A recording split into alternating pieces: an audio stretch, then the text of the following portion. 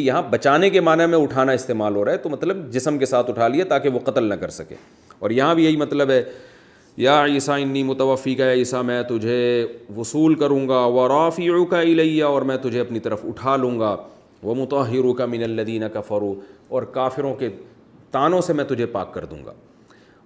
ہم اگر یہاں متوفیکہ کا معنی فرض کر لیں وفاتی ہے، کیونکہ پروفیسر غامدی صاحب نے حضرت عیسیٰ کی حیات کا انکار کیا، وہ بخاری اور مسلم کی متفق علیہ صحیح حدیث کا انکار کیا، صحابہ کرام کے اجماعی عقیدے، فقہاء کرام کے اجماعی عقیدے کا انکار کیا، تو انہوں نے قرآن کی آیتوں میں بہت زیادہ غلط سلط تعویلات کی ہیں.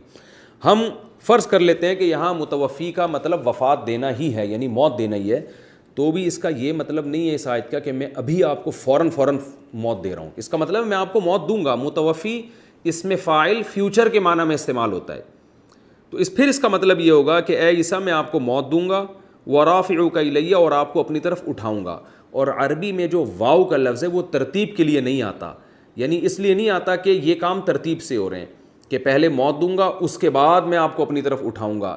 اس کے لیے واو کا لفظ نہیں استعمال ہوتا، بلکہ اس کے لیے فا کا لفظ استعمال ہوتا ہے.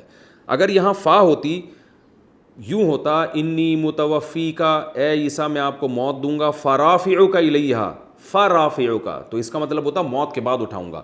تو واو صرف ایک کام میں شرکت کے لیے آتا ہے، ترتیب کے لیے نہیں آتا. اس کی مثال ایسے ہے جیسے میں اگر کہتا ہوں جاءنی زید و عمر، میرے پاس زید آیا اور عمر آیا، تو اہل لغت کا اس پر اتفاق ہے کہ اس میں یہ ہرگز نہیں بیان کیا گیا کہ پہلے زید آیا اور پھر بعد میں عمر آیا، بلکہ اس کا مطلب ہے کہ زید بھی آیا اور عمر بھی آیا. کون پہلے آیا کون بعد میں آیا اس کا اس کلام میں تذکرہ نہیں ہے، تو واو میں دونوں کو جمع کر دیا کہ دونوں آئے ہیں.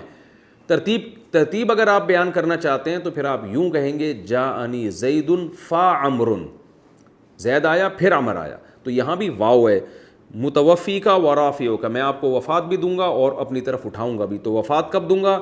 احادیث سے ثابت ہے کہ قرب قیامت میں جب حضرت عیسیٰ علیہ السلام دوبارہ نازل ہوں گے تو ان کی وفات ہوگی. اور رافعک الیہ کا مطلب آپ کو اپنی طرف اٹھا لوں گا، یہ عمل پہلے ہوگا. تو یہ جب ہم وفات کے معنی میں لے لیں متوفیکہ کو، موت کے معنی میں لے لیں، لیکن اس تکلف کی ہمیں ضرورت نہیں ہے، کیونکہ قرآن کی آیت سے اور دوسرے مقامات سے پتہ چل رہا ہے کہ متوفی یہاں پر وصول کرنے کے معنی میں ہے.